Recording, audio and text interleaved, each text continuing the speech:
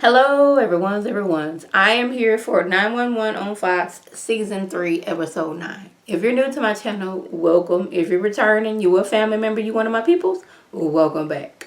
Now, you guys, yet again, I was stressed out this episode, mainly towards the end. And I guess Monday nights is going to be my stressful nights with 911 and Black Lightning and all the things that they got going on. Having your girl's blood pressure raising up. Like, I can't be doing this with y'all. I cannot. So anyway, we starting off with this young lady. She getting in a package. She look like she hasn't slept or she been crying for like a few days. We find out that she was fired from her job and she just been throwing herself a pity party. She done got herself a good weighted blanket so it could soothe and calm her. Now, I initially thought that the weighted blanket was going to be the issue because I was like, I want to get one because they said it's so relaxing and calms you and it's just like snuggles you. But then they was talking about something, you got to make sure you don't have the weighted blanket up too high and you got to make sure that you can lift it up off you. And I'm like, hold up now, that seems a little bit scary. So I thought this was what's gonna happen to old girl here, but no, she gets hit by a meteorite or a meteor. So a piece of a rock from space fell from the sky from space and landed on her, like right on her, went right through her. I'm like, if child, she can't win for losing, like my grandma would say. So, 118, they get there and they check on her. And it seemed like the weighted blanket took a brunt of the force. I mean, it still went through her, but like it kind of stopped a little bit of the force. And it hit her just right in the sense of it cauterized blood vessels and nerve, which is why she isn't in so much pain. And they was like, you're lucky. She was like, really lucky. I done lost my job. Now, I just bought this weighted blanket. Now it's messed up. And a piece of space rock fell from the sky and went right through me. How am I lucky? Because, it didn't hit your spine. You can walk. Only 2 people in record have been hit by a piece of space rock.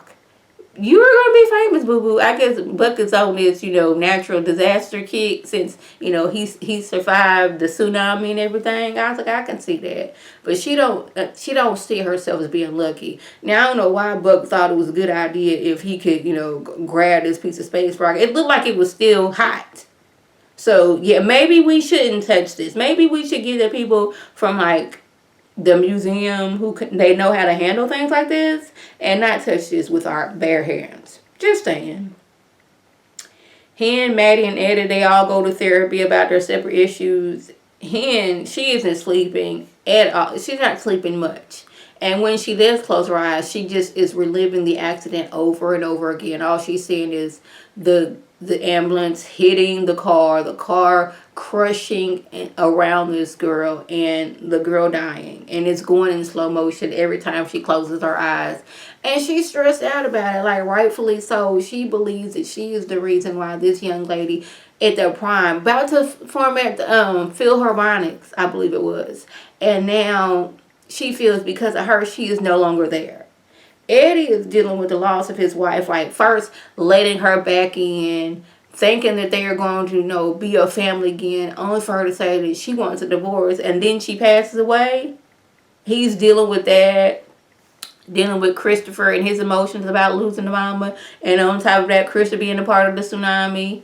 Maddie, she's dealing with, her becoming a stalker and trying to help what she believes is a woman in an abusive relationship. She says she has gotten over her killing her husband, but I don't think she truly has gotten over killing her husband. Now, granted, he had stabbed Chimney up real good and was trying to kill her, so he needed to go. But I can still understand, like, the fact that you have taken a life. That's something that is going to haunt you unless you're some type of person that is killing people. You feel nothing about it. Didn't I say something wrong with you? Bobby tries to assure him that the accident wasn't her fault. Like, they did report and everything, and it seems like her light was green, his light was green, and the young lady's light never did switch over. So it was something to do with the lamp post to where her side was not working right, and it wasn't his fault. Now, he says, I don't care what the paperwork says. In my heart, I feel like it is my fault. She's been cleared to come back to work, but she is just not ready for that. Her and her wife, they're gonna go away for a few days and just relax, relate, release. They're gonna woo side. They're going through all those things to try to calm her nerves. So Tara calls Maddie because she needs help. Now, instead of calling 911 or hey, calling Athena because she's, back on duty and be like, Athena, I need you to meet me at such and such episode. Don't turn on your lights because that lady that I was stalking, she called me for help. That would have been fine. But no, she gets there, goes there by herself one. I don't know if she tells anybody or not. And I thought this was going to come back and bite her. She gets there and Tara got a gun in her hand. She didn't shot old boy. So Maddie, her first instinct is, okay, get into action, call 911, try to save this man's life, because before she was an EMT, a 911 operator, she was a nurse. Her first instinct is, okay, let's make sure this man doesn't die. She tried to call the police and Tara snatches the phone from her like, no, we're not finna do this. So what did you call me over here for?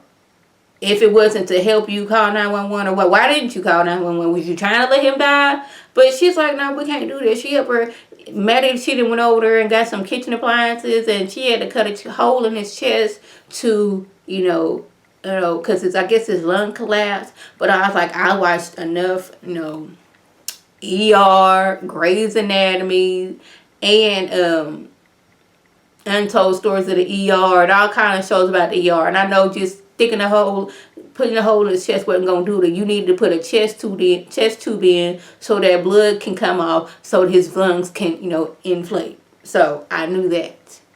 Your girl be watching some medical stuff. So watch a few things, and I think I know something.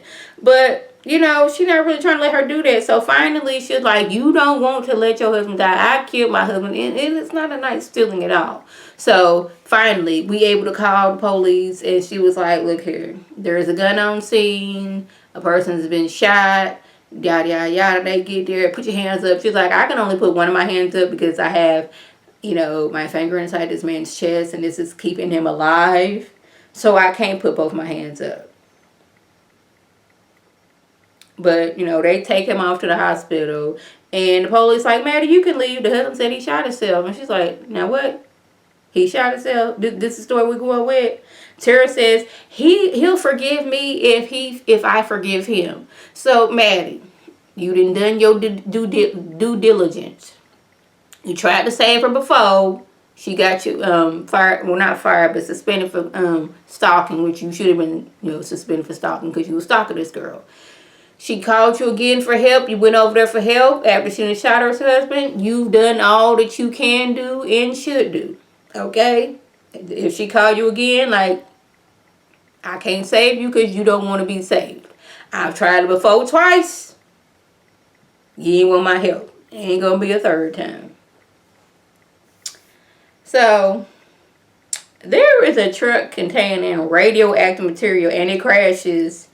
And there's some white fire coming out of the truck. And I've been out of school for a minute. So I didn't know what it meant when the fire is white. Because all that information that I learned in school is no longer in my head. Well, a good portion of it is no longer in my head. So I'm like, what is this? And what need would you need radioactive material? What need? Now, y'all, I guess because I've been watching so many reactions to Chernobyl, that's where my mind went. And I know it's probably two separate things, but what do we need radioactive material for? Apparently, this company was cutting costs and having them transport this radioactive material through the downtowns of LA, which didn't seem like a good idea, but they did it anyway. So Bobby, the team gets there, they're trying to put it out, and Bobby tells the team to leave, that he'll stay with the driver.